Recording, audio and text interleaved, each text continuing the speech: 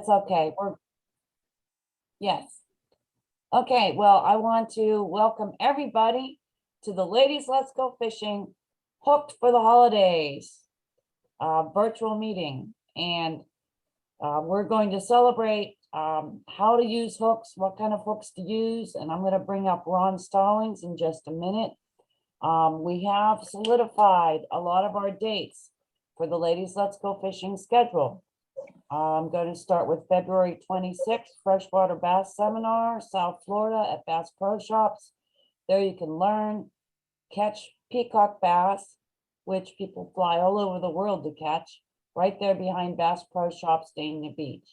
Registrations for these will be open, in about a week. I have to go to the website and open them all up. But these are our dates. March 26th, 27th is South Gulf Coast Seminar in Fort Myers at Bass Pro Shops. That's a full day seminar about inshore fishing and then a half day of fishing on Sunday. May 6th through the 8th is our saltwater weekend in Fort Lauderdale. Again, we'll have like a little informal meet and greet on Friday in Fort Lauderdale. Seminar on offshore fishing Saturday with hands-on practice. And then Sunday is a half day fishing, and Fort Lauderdale is a great place to fish because you can get out and back in 4 hours, fish deep water, and be back in time for lunch. Plus grouper season opens end of last day of April. So that's why we scheduled it early in May. On June 24th to the 26th is our Keys Fishing, Learning on the Water and Scream and Reels tournament. That's 2 days of fishing inshore and offshore, no seminar, learning on the water and prizes. You can get, all you have to do is catch a fish, get a prize, and then we have catch prizes too, if you aren't in the top. October 7th to the 9th is our Keys in Islamorada Saltwater Fishing Weekend Seminar, and that has a full day seminar on inshore and offshore on Saturday, a party Friday, a party Saturday, hands-on practice, and then fishing Sunday and bonus fishing on Friday, inshore, offshore. The rest I'll go through later, but what I'd like to do is, since this is getting hooked for the holidays, we are privileged to have my friend and industry leader, Ron Stallings.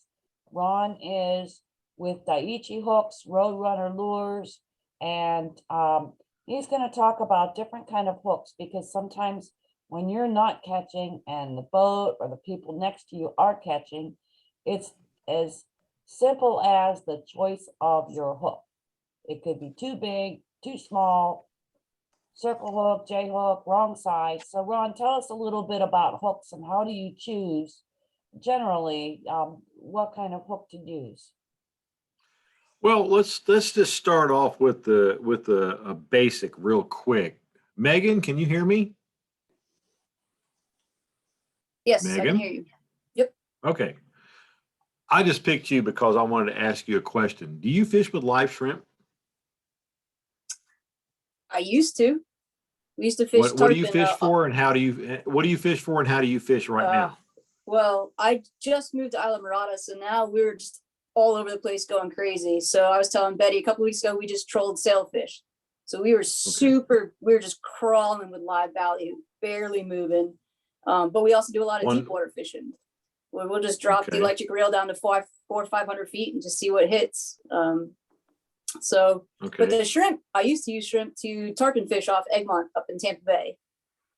Okay, so tell me exactly, when you're trolling with ballyhoo, how do you rig the ballyhoo?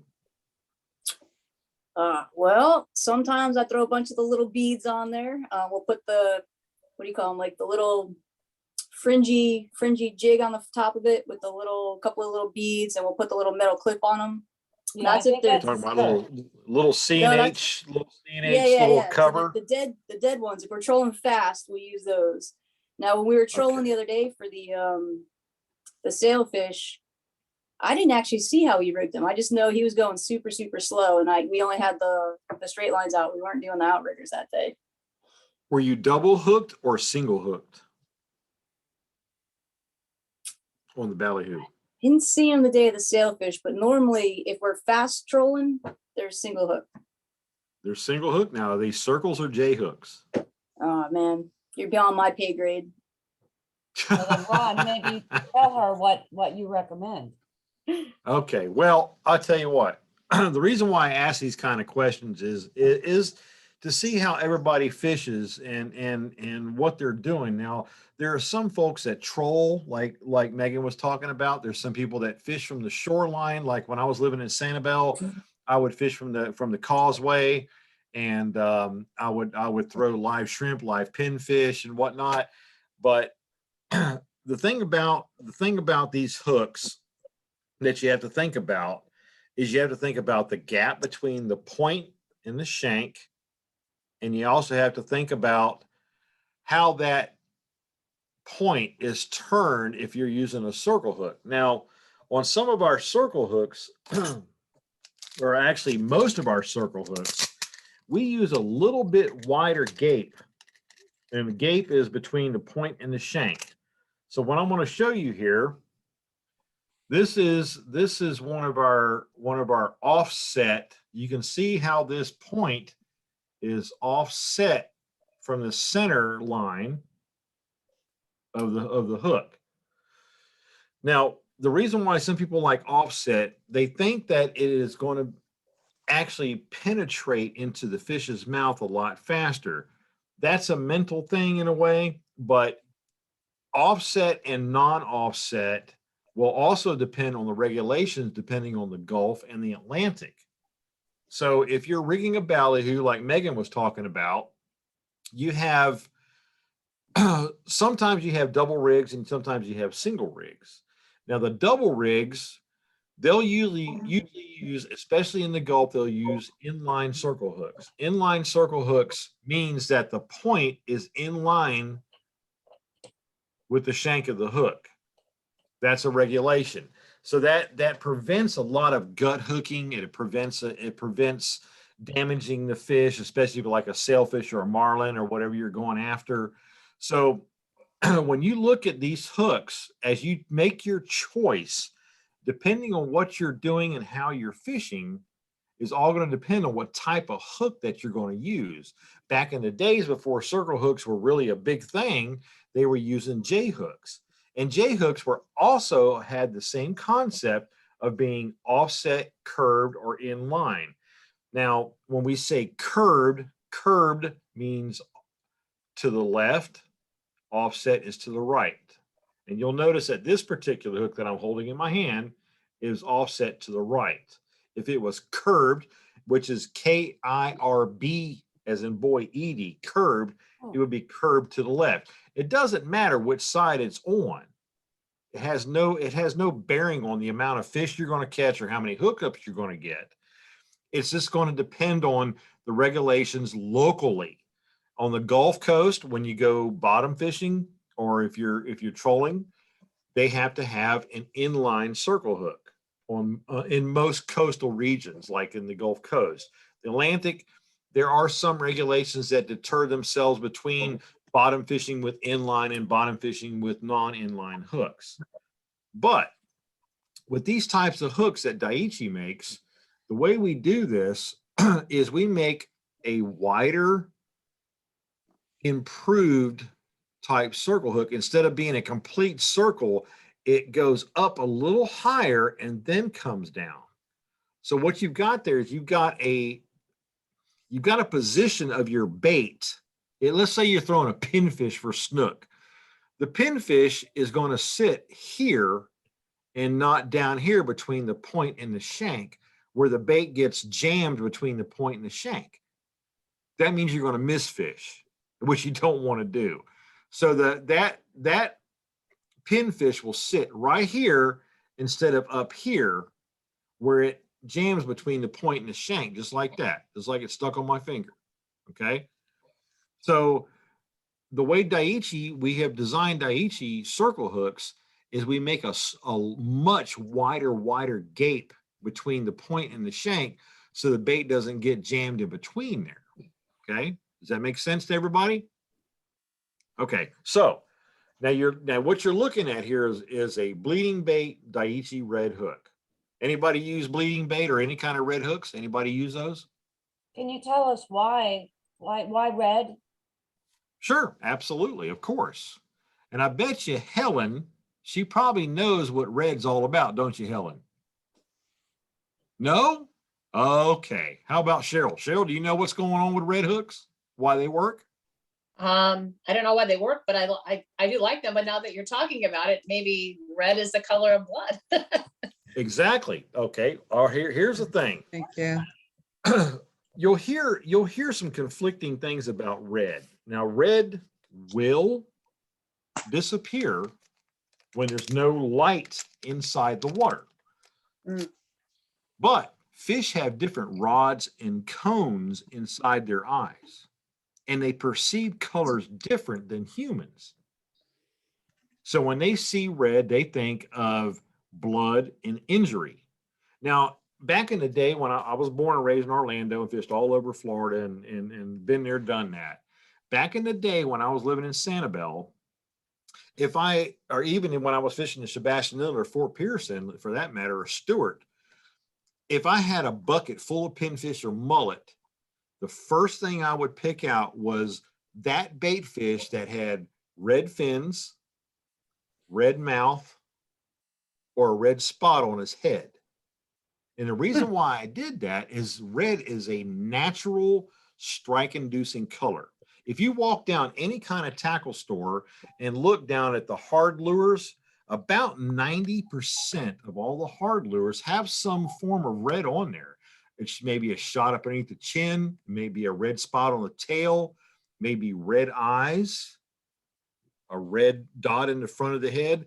That is a strike-inducing color. It's the only fish that doesn't perceive red as a strike-inducing color is a walleye. A walleye likes purples and blacks and really dark colors. Red works okay for walleye, but they don't perceive it as a blood injury tactic like snook or bass or trout or redfish or tarpon or grouper or snapper. They have those fish have different rods and cones in their eyes, and they perceive red as a strike-inducing color, going after the weakest thing. So if you find that you have a entire bucket full of mullet, and one of those mullets out of all the 60 or 80 that you have in your fish tank has a red tail or a red anal fin or a red pectoral fin or a red eye or red lips, pick that one first. That's going to be your strike-inducing color. Only if you have black nickel hooks in your box, pick the one with the red color. But you can pick any one of those mullet that are in that tank if you have a bleeding bait hook. Here's the question. Would you rather have the predator like a snook or trout or redfish or tarpon or a flounder or whatever you're fishing for, a bass, a crappie, doesn't matter. Would you rather have that fish, that predatory fish, hit the tail of your bait, or would you rather have him hit the hook? I personally would rather have him hit the hook. Some people say that red disappears in the water. Here's the thing. Cajun line, everybody's heard of Cajun line. We all know about Cajun line. Cajun line does disappear in the water.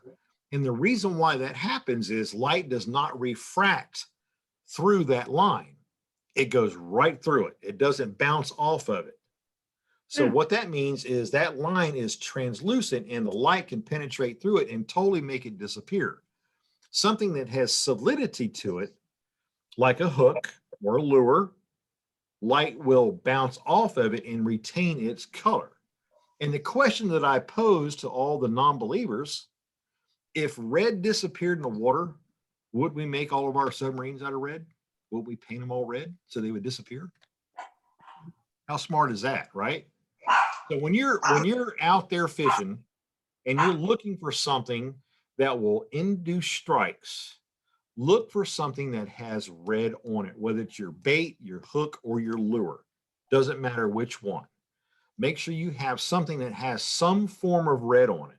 Red is a strike-inducing color. I don't know how many of you all use Johnson Sprites or Johnson Silver Minnow spoons that have their little red flicker on the back of it for redfish. They will dive against that red every time. Now, I've been out in the Indian River fishing on Black Point, some of those areas in that area in the Indian River, and have fished against people that use a Johnson gold silver minnow without a red flicker on it. And I have worn their tails out 30-2 because I had that red flicker on the back. And the first question that comes from the front of the boat is, hey man, you got any red flickers I can put on my spoon? You betcha. I got plenty of them in my tackle box, because if one breaks off, I got something else that I can put on there. So when you're looking at bleeding bait and you're looking at bait in your bait well, pick the one that has any kind of damage to it. If a buffalo out in the West has a offspring and that offspring is weak and the herd is moving, okay, mountain lions will go after the weakest link, the one that's the slowest, and that's where the red comes into play. So at least when you're getting your bait, at least find the one that has some damage to it. Y'all seen bass that have fanned their beds, and when you catch them and you hold them up and they've got that red tail at the very, very base of their tail where they've been fanning the beds, that is a predator. The red on that tail is a strike-inducing color. Okay, it's same thing with a mullet, pinfish, pigfish, mahara, you know, greenies, any of that kind of stuff that has any form of red to it. Make sure you use that one first. Now with shrimp doesn't have any red. Okay, but if you take that shrimp, turn him upside down, and right at the tail, you'll see a little triangle at the base of his tail. Pierce that tail, put it on a red bleeding bait Daiichi hook, and pitch it out there. The shrimp, when you pinch or pierce that little red triangle on a shrimp, it emits vapors that fish react to, the pheromones, okay? They react to that. Couple that with the bleeding bait hook, you're just going to catch more fish. Does that sound okay to you guys? Yes, I have a question. Yes, ma'am. Like, how do you decide what size of a hook? Like, what is a 2/0 and a 5/0? Can you show us like a couple different sizes and how do Of you course, pick, of course. how do you pick the size? All right, You go so to the store, it's like, holy crap, what is this? okay, this is a 3/0. Does that That is mean the difference between the shank and the where the hook is? right between the Three shank and the something? point and the gape. That's your 3/0. Okay. This is a 20/0. Can y'all see that? Yeah, is it like 20 centimeters or what? How do Well, you- it's not Just a it's not measurement? based on any kind of a measurement. Here's the thing about sizing of hooks. When we were all in school, we all learned about number lines, right? Did everybody learn about number lines in school? Okay. At the very center of that line, of that number line, is the number 1. That is size 1. Anything above size 1 will be 1/0, 2/0, 3/0, 4/0, 5/0, 6/0, all the way up to 25 or 30/0 to the right of that line. To the left of that line, the more numbers 2, 4, 6, 8, 10, 12, you get smaller hooks. Does that make any sense? Can you show us? There You we have go. like a 2/0 versus a 5/0, and if you're like inshore fishing, I mean, it's hard. You can't tell them exactly what ought to use for what, but if you're snook or red fishing, what ought you use? 3 to 5/0, depending on the size of the bait and the size of the fish that are around that area. 3 to 5/0 is usually about your standard. Can you, And do you have any to show? huh? Do you have any to hold up? Any, Say that again. I can't hear you. do you have any different sizes to hold up to show? Yeah, people? yeah. Yeah, show them like, hold up Um, a 5 and a 3 or something like that to kind I'll of. tell you what, I'll hold up a 3/0 and a 7/0 and show you the difference between the both of them. Okay. The red hook that I've got here is a 3/0. The black nickel I have is a 7/0. Can you see the difference? If I hold them eye to eye, Perfect.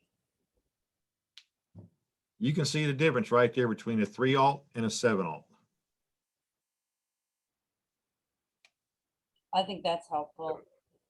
Does that make sense? Yes.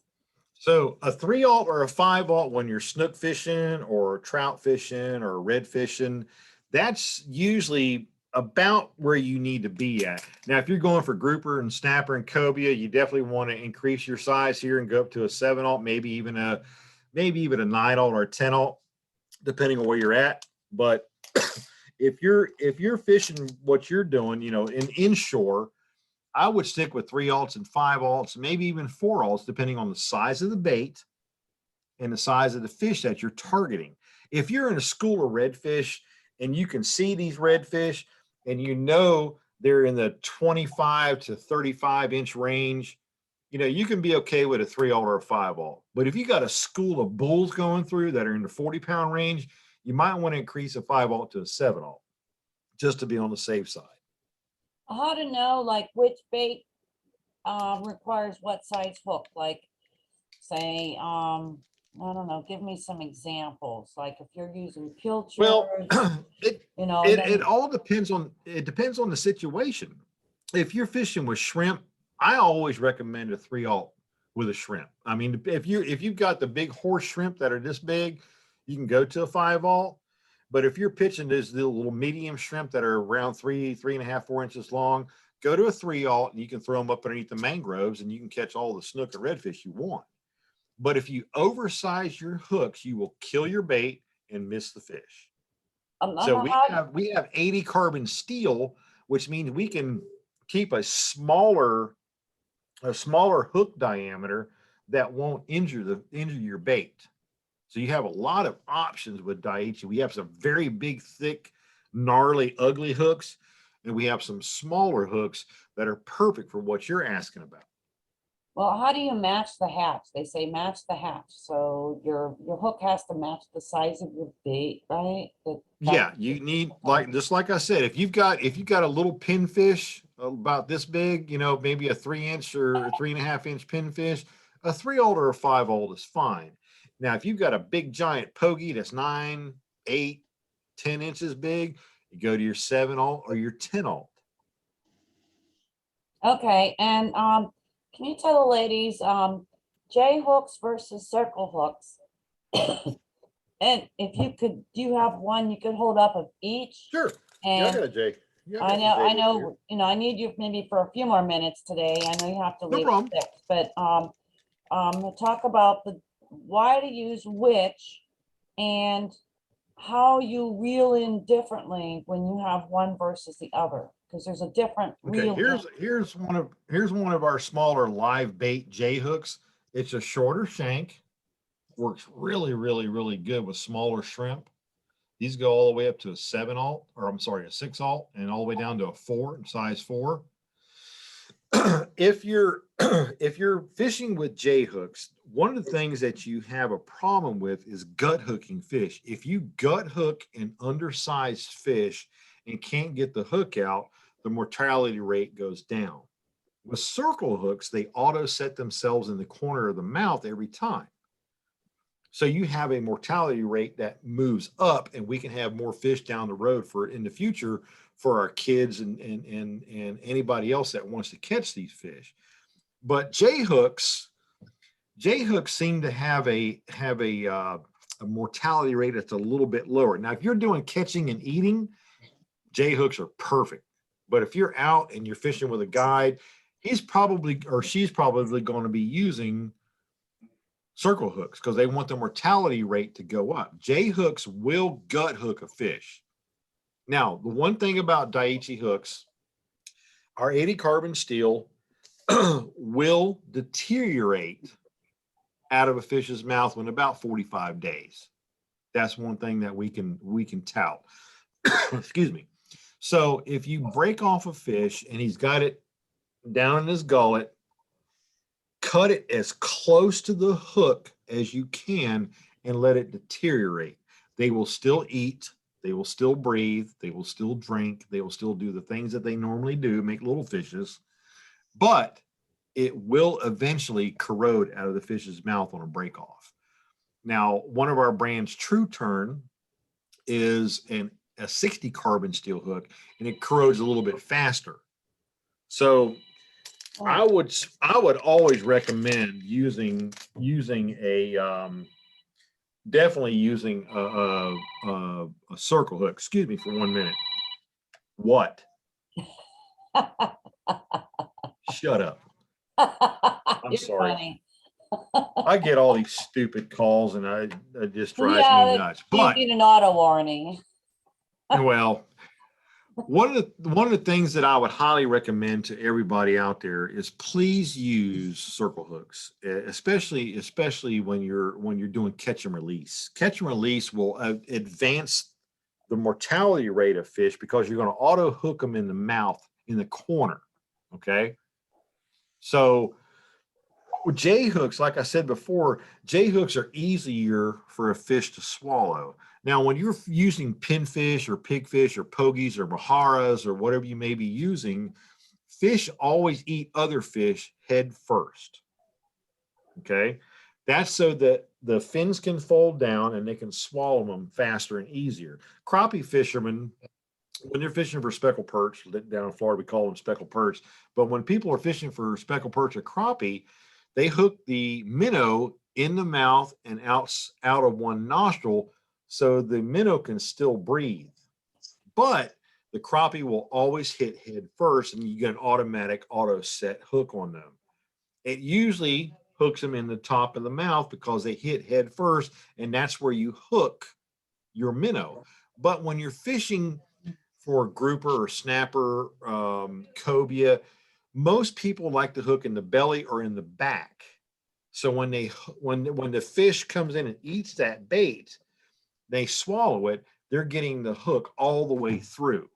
So the mortality rate goes down because you gut hooked that fish, especially if it's an undersized fish. If you catch a 14-inch redfish that's got his pinfish all the way down in his neck because you have a J hook, the mortality rate's going to go down. But if you cut it off right at the knot as close as you can, with our hooks and most other hooks will deteriorate where the fish can actually still eat and still do its thing and make little fish. So try to use a circle hook as much as possible. Yes, dear. When you're reeling with a circle hook, it's a different procedure than a J hook. They say work them, Yes. don't jerk them, like you let the hook set and you reel, versus J hooks, you have to set the fish. So tell me what your thoughts are about that. Well, what happens with a circle hook is a circle hook actually catches the meat inside the fish's mouth and then auto sets itself in the corner of the mouth. That's what it's made for. That's why circle hooks are so productive and why circle hooks keep the mortality rate of all fish up. J hooks are easy to swallow. J hooks, when you get a hit on a J hook and you set the hook, you've set the hook. It's already, you've done it yourself. But with circle hooks auto set themselves. So if you set the hook with a circle hook, it's going to slip right out of their mouth because there's nothing for it to catch on to. With circle hooks, you actually have to let the fish take it. You have to reel slowly and move your rod slowly, and it'll auto set itself in the corner of the mouth. That makes the mortality rate go up. Yeah, so you basically, with a circle hit, you let it come tight. And then you start Right. reeling when you feel the fish and it's tight. And you don't have to take your rod and set. That's what you do with the J hook. But the Right. circle hooks, it's, work them, don't jerk them, right? Work them and Okay. don't jerk them. That's exactly right. That's exactly the way it should be. You don't have to do any jerking, bamming, and slamming with a circle hook. If you got something that's working on your bait, let them take it, and start winding very, very slowly, and just slowly move, and it'll auto set itself right in the corner of the mouth every time with no problem. Matter of fact, I was down in August down in Venice, and fishing with the Florida Outdoor Writers Association at FOA, and I caught 3 grand slams in about 30 minutes. Just on Okay. circle, all I know- bleeding bait. I know your time's tight, but I have another question. Yes, ma'am. Say, if you're trolling for dolphin, for instance, Okay. or mahi, and you're in the Keys or Fort Lauderdale or wherever, normally, like, if you have a lure, normally those hooks are J hooks. Is that true? Like, what's the best for trolling for dolphin? Because that's a little different than like sailfish, the circle hooks. You're trolling for dolphin, wahoo. No difference whatsoever. No difference. Whether it's striped marlin, blue marlin, black marlin, bluefin tuna, yellowfin tuna, blackfin tuna, mahi, wahoo, kingfish, doesn't matter. A circle hook is going to do the circle hook's job. That's You what a put circle that on hook the is. lures though? You can. You absolutely can. If you've got a mirror lure and you wanna troll that mirror lure or a Todd's rigged lures, something like that, or C&H bubble or bubbly, you can actually rig that with a circle hook.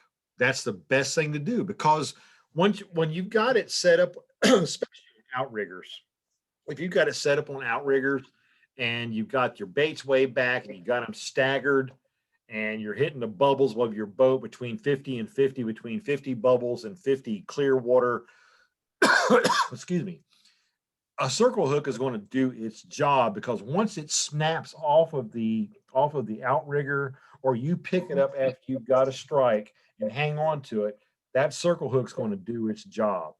You don't have to worry about a J hook on that kind of stuff. You definitely want to use a circle hook. There's no doubt about it, whether it's bleeding bait or not. If you're using a circle hook and you're trolling for dolphin or striped marlin, blue marlin, black marlin, doesn't matter. A circle hook's going to do its job, even though you don't touch the rod at first. A circle hook's going to do its job.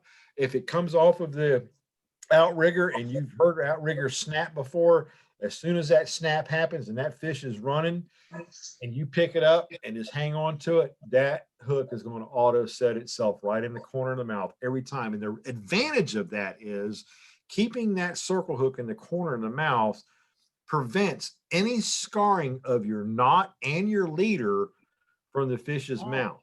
That's good. That's the whole concept, is keeping, you know how snook are. They got those cutting plates on the sides of their necks by the cheek meat. If you've got a circle hook and that circle hook is in his mouth and the eye of the hook is to the outside, that will not get involved in that leader at all. So you won't have that break off. So using circle hooks not only helps with the mortality rate, but it also increases your hookup ratio and your more landed fish. Okay, I have one last question. I know we're running a little bit over on your time, but It's okay. and I'm gonna ask if the ladies have questions. I'm gonna open it up, but do you need to sharpen hooks? I've seen those like hook sharpeners and stuff like that. Like when do you need to sharpen a hook? Well, with Daiichi and 80 carbon steel, there's only one hook that's out there that's got a higher carbon rating, and that's called X Point, and we own that company too, or that brand. But it's not geared towards salt water. It's mostly for bass. But with Daiichi hooks, you don't really have to sharpen them. They with the 80 carbon steel, they're going to retain their point longer, and they're going to retain their strength and their shape longer than most any other hooks out there that have 70 or 60 carbon rating. Daiichi hooks stay extremely sharp for extremely long amounts of time. Some people worry about the red flaking off. Well, we have a process called the Dykem process, and our red retains itself on the wire longer than most others. But I will tell you a little trick that I do. Every pack of bleeding bait hooks that I pick up, I take a small split shot and drop it in the bag, close the bag back up, and shake that bag and knock just a little bit of that red off. And the reason why I do that is the color contrast between, it may be gold or silver up underneath that red color, but the light is pulled in from that flash. Does that make sense to everybody? That little chunk of red that's removed has either gold or silver, or well, actually it's tin up underneath it, because it gives it something, the red, to adhere to. I like to knock some of it off because it causes contrast in color, and it brings in light and gives a little bit more flash and more realism to your live bait or even your soft plastics. Okay, does anybody have questions for Ron? I thought that was very interesting, Ron, and every time I talk to you, I learn things I never knew. Cheryl has a question. Good, Cheryl. I have two questions. I hear you're supposed to flatten the barb. Is that true, or what's your feeling on that? To flatten the barb hook. Flattening the barb depends on the state that you're in. There are some places that require a flattened barb. There are some states that don't. Down in Florida, I don't know of any flat barb regulations at all. Okay. Let me add one thing. For flattening the barb, I think that is more effective for treble hooks, because sometimes treble hooks are just like, I mean, I know Daiichi makes treble hooks, but sometimes Yes. it's a little bit of overkill, and it's like, you can flatten maybe 2 of the 3 barbs of the treble hook. or Sure. What do you think about that, Ron? Well, it all depends on what you're after. See, I classify fishing into 2 trips. One is for eating and one is for sport. Now, if I'm eating, ain't no barb going to be flattened in my planet. That ain't going to happen. If I'm after snook, trout, and redfish, and I'm ready to have a fish fry at the house, ain't no barb getting flattened in my house. That ain't going to happen. But if I'm tournament fishing or practicing for a tournament, I can flatten the barbs and lose a few fish because I'm just looking for them. I'm not out there eating. Okay, does that make sense? For beginners, you take a pair of pliers and just kind of crunch that barb down, right? Sure, just like we do at the Bass Pro Fish Tank. We crush the barbs down. All right, Carol, what was your other question? How do you prevent your hooks from deteriorating? Like every time I open a package of hooks and I come back in my tackle box and they rust, or they rust so easily. Is there any ideas or something to put in your tackle box to prevent it? Number one, you're probably buying doo-doo hooks. Okay. No, I'm just kidding. Yeah, Actually, there is something that you can do, and it's something that we actually have and we've had for 40 years. It's called Real Magic. When you're done fishing, especially in salt water, but when you're done fishing, rinse off with fresh water, and then spray Real Magic on your hooks, your lures. What that does is Real Magic prevents corrosion, and it has a UV protectant in it also. So if you're experiencing that, you go ahead and spray it down with Real Magic, and you won't have any rusting problems.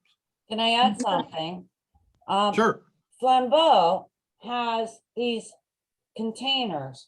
They're Yes. called Ultimate Tough Tainers, and they have it's called Z-Rust.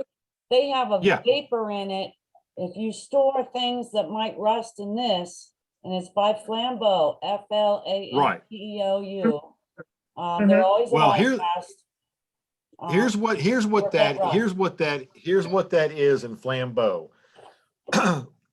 Salt and water and vapors, they are very, very light, and the molecules that are inside these Flambeau boxes, they're heavier than air and heavier than water, and those molecules wrap around metal. They seek out metal and they wrap themselves around it. Okay, and what that does, Z-Rust does, is those molecules that are heavy in air and heavy in the water, they wrap themselves around metal, and those water and vapor molecules bounce off of that and leave themselves. You'll notice a little puddle down there, but your hooks and your lures don't have any water on them at all. So I would highly recommend Flambeau Z-Rust boxes, or use Real Magic if you don't have the Z-Rust. Or do both. Hang on, just staying right there. Yeah, I mean, it's just so funny. I've been sitting here with this next to my desk. And the way this works is, these are containers. Let me open it up here. Real magic. And you Oh, can- real. Okay. Yeah, and they have a, okay, so, and they actually have like an O-ring around them. Yes, Yeah. that prevents any But moisture they from look coming like in. on the inside. And those, like I said, the molecules of water and vapors are not as heavy as the water, as the vapors that are permeated from the Flambeau Z-Rust product. Those Z-Rust products, the molecules are heavier than air and heavier than water, and they wrap themselves around metal. They seek out, the Z-Rust actually has a bag, numerous bags actually, that they put entire tanks inside these bags and then seal these bags off. And once they do that, they store the tank. When they're ready to be pulled out, they cut through that bag. The tank drives right off of it with no rust in the pneumatics, hydraulics, or the metal. Wow. So Yeah. Flambeau's got it going on. Something about Real Magic, it's a UV protectant. It's non-staining, non-sticky. It will not scare the fish off, and Okay. it's okay for you. Huh. This is all synthetic. And now porous line is porous. Monofilament line is porous. It retains water. Real Magic coats line and prevents that water from weighting that line down and shortening your casts. Do you like take the Real Magic and you spray it on like your whole spool of line, like a couple squirts? You gotta go the whole way around or what? You spray your line and you spray your guides. Do not let it get near any kind of bearings, because it'll flush the bearings completely out and it'll howl like a hurt dog. Oh, I'm glad you Just said that. Yeah, Do you just have- spray the outside. If you got a squeaky handle, you can spray it inside that squeaky handle and the squeak will stop. Uh-huh. It'll help your bail roller. It'll help your bail move back and forth better.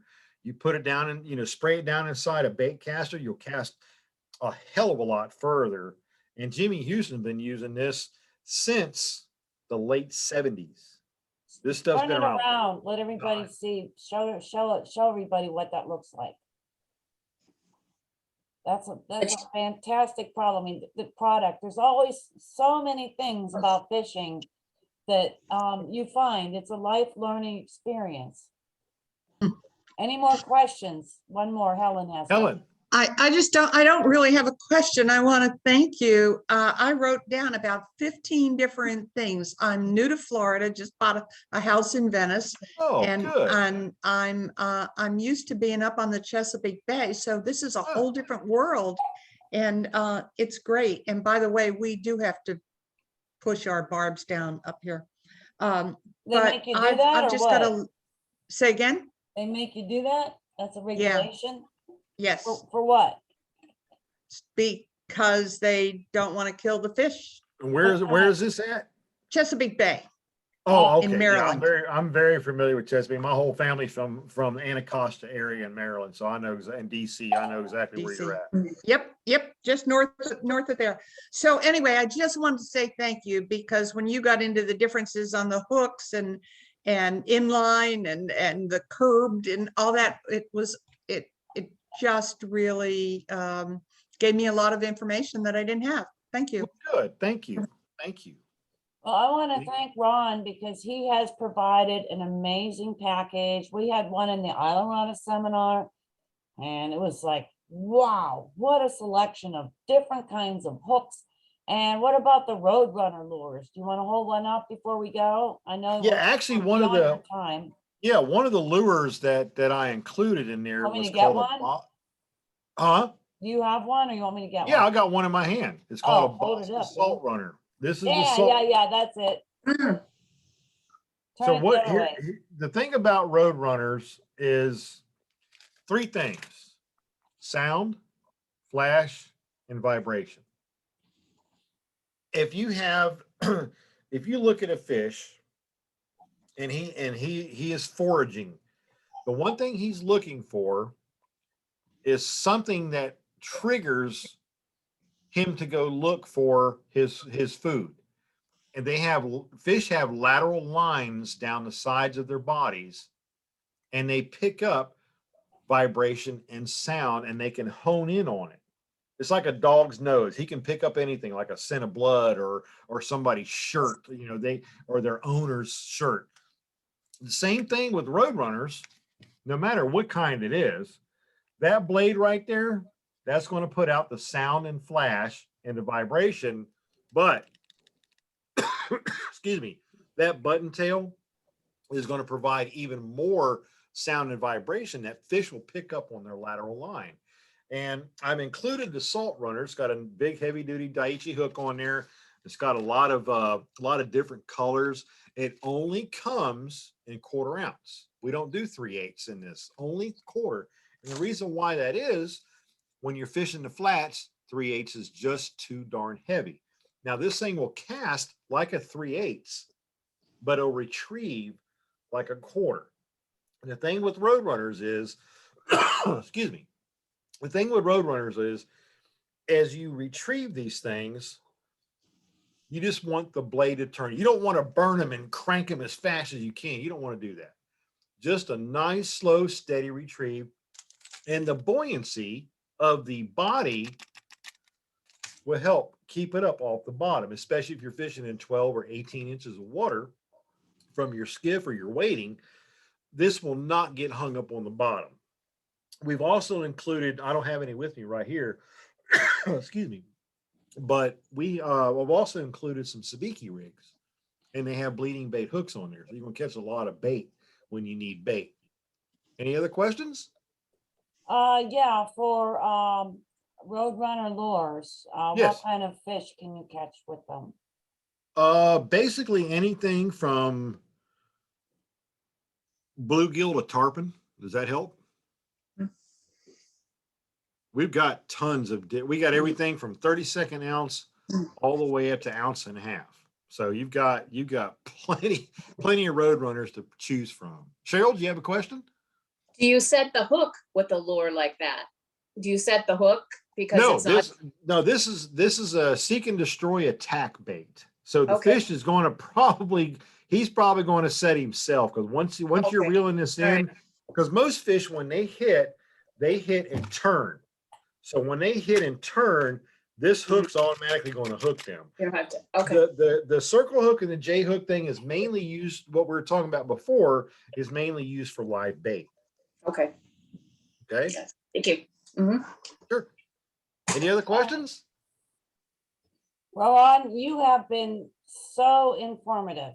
And I know there's a lot of other people watching it on Facebook, and then are going to see this in the future. And Sure. what I appreciate is that you showed the strategy behind how Daiichi and Roadrunner, Ron Stallings works for TTI Blakemore, which Yes. represents, right, Daiichi, Roadrunner, Real Yep. Magic.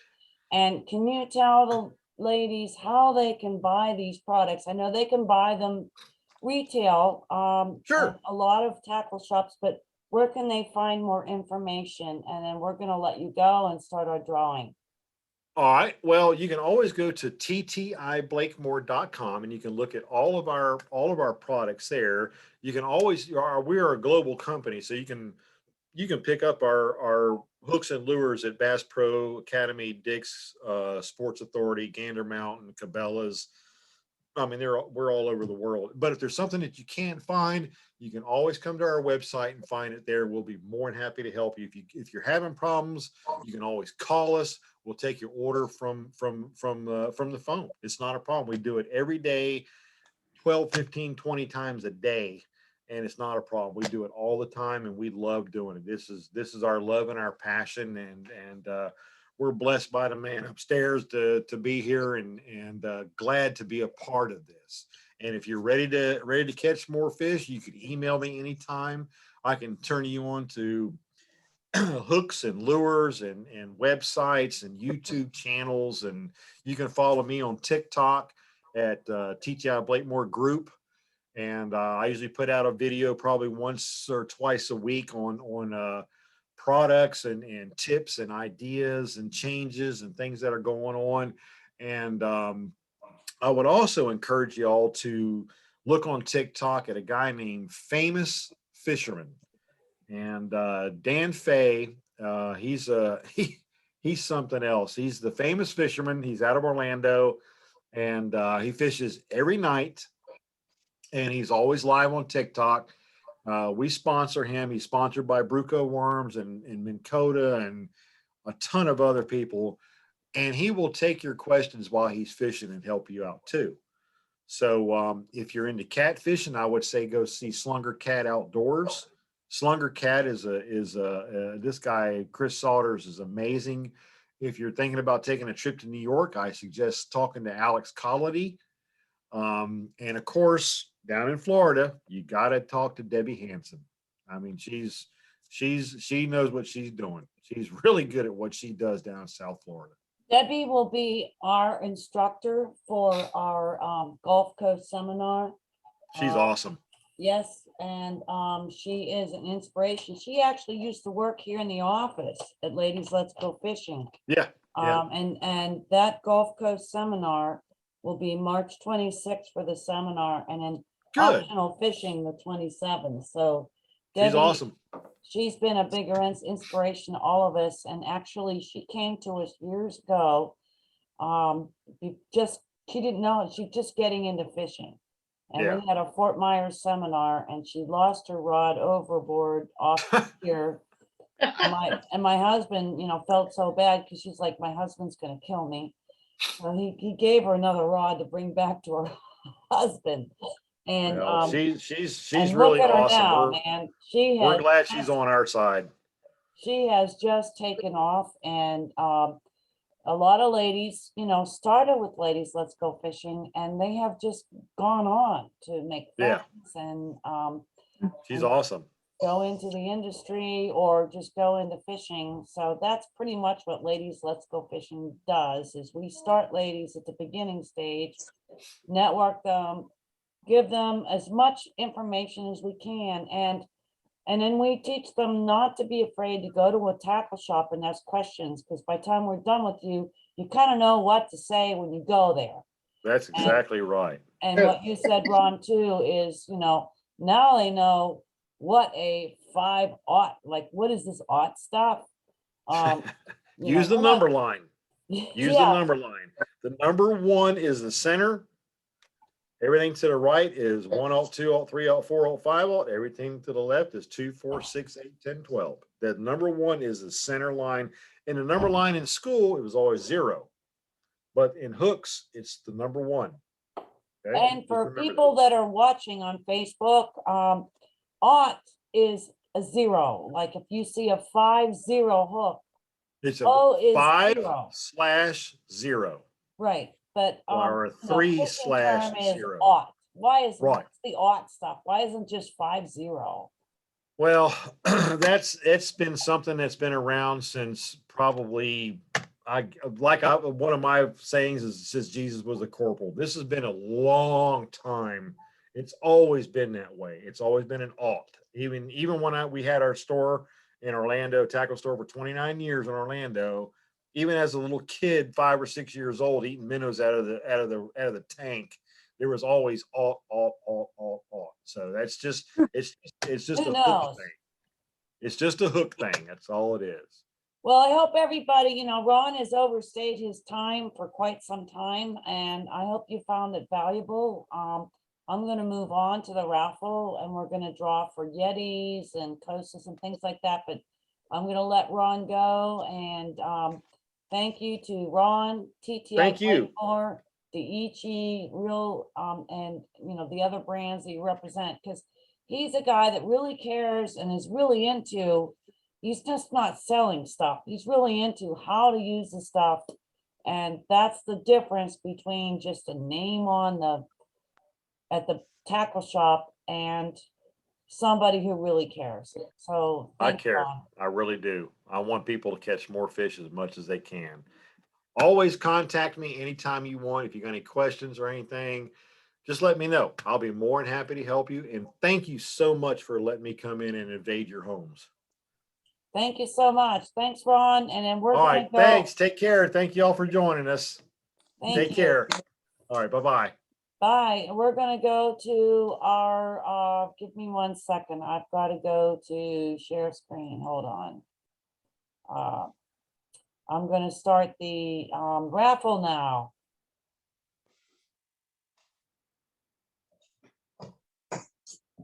And just give me a second.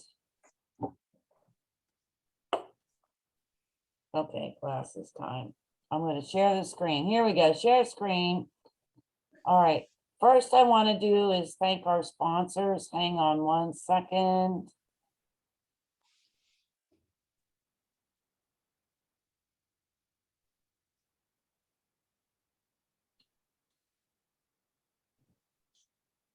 Okay, hold on. Let me try this again. Okay. And then we're gonna do our raffle, but you know, it's worth the time. Ladies Let's Go Fishing would not be here if it wasn't for sponsors. I'm going to just share our major sponsors, you know, Mercury Take Me Fishing, Shearwater Boats. We have a beautiful Shearwater boat, Taco, Magic Tilt Trailers, Penn, Lowrance, Powerful Fish Florida. It's all on our sponsor page. And let me go into Freedom Boat Club. That's a way for you to get into boating if you can't afford a boat. They have events that network their boaters. Costa, we're going to be giving away CCA Florida Star, Harbors, Bob's Jack Plate, Future Angler Foundation, Icon, Seaguar, Starbright, Frog Togs. We're going to be giving that away today. Smith Optics, AFCO. Okay, so if it wasn't for these people, Ladies Let's Go Fishing would not exist. So let me go back to, okay, all right, so now,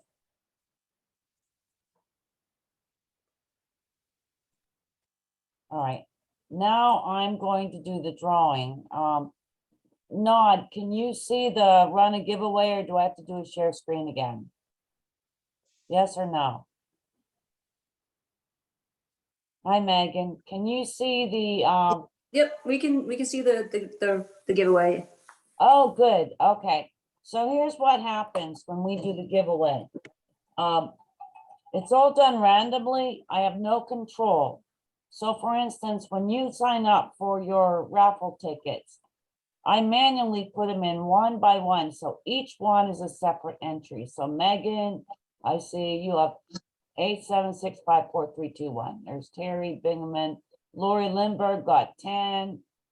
Barbara Ryan, 8. So each one has a chance to be drawn individually. All right. And once it draws your number, it takes that number out. Okay. So the first one we're going to draw, and we were marginal, but you know, I'm going to do it anyway.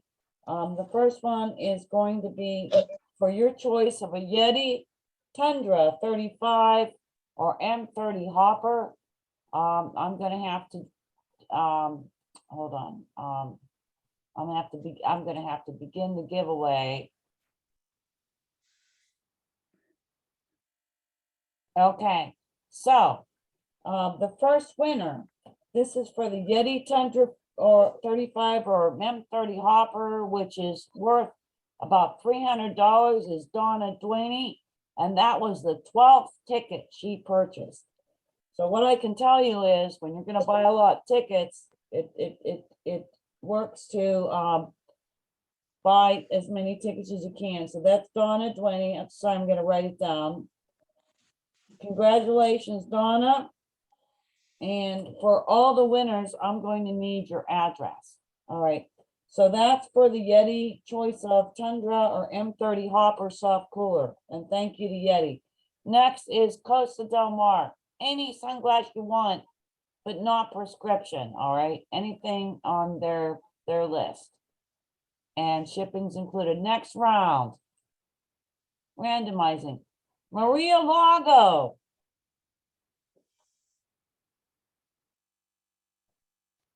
And that was Maria Lago's second ticket. She won the Costas.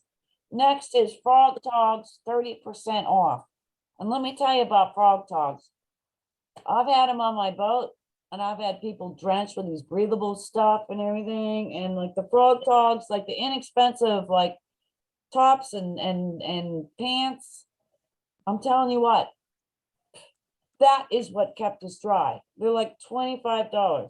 But this is 30% off your entire order, as much as you order. And it's valid till the end of this year. So the next person for Frog Togs, 30% off. Next round. Justin Springs, congratulations, Justin Springs. Okay, now next one is 2 shirts from Ladies Let's Go Fishing. Pick your size, sleeveless, long sleeve. I've got all kinds. 2 shirts. Lori Lindberg. Okay, and next is the Daiichi hook package. It's $100 package of Daiichi hooks, saltwater lures, road runner lures, shipped to your home. This is our last one. Next round. Mary Hubbard, and that was her first ticket. I don't think she's on this Zoom meeting. And then always, I do a couple other polls just for kicks, in case like somebody doesn't want what they want. But there's no prize, okay? Let me be clear about this, no prize. But just to know your name might have come up, just for the hell of it. Yvonne Morpha would have been the next one. No prize, just for fun. Next one would have been Maria Lago too. She's having a lucky day. And I'm gonna draw one more. Donna Duaney would have been another one. She would have won twice. So I thank everybody who purchased raffle tickets. I'm going to stop the share right now, so everybody's seeing what we've drawn. And does anybody have any questions for me? I think it's been really a fun event. I'm going to stop recording. Hold on one second. I got one question. Yeah, I still have record on. Is it okay? Go ahead.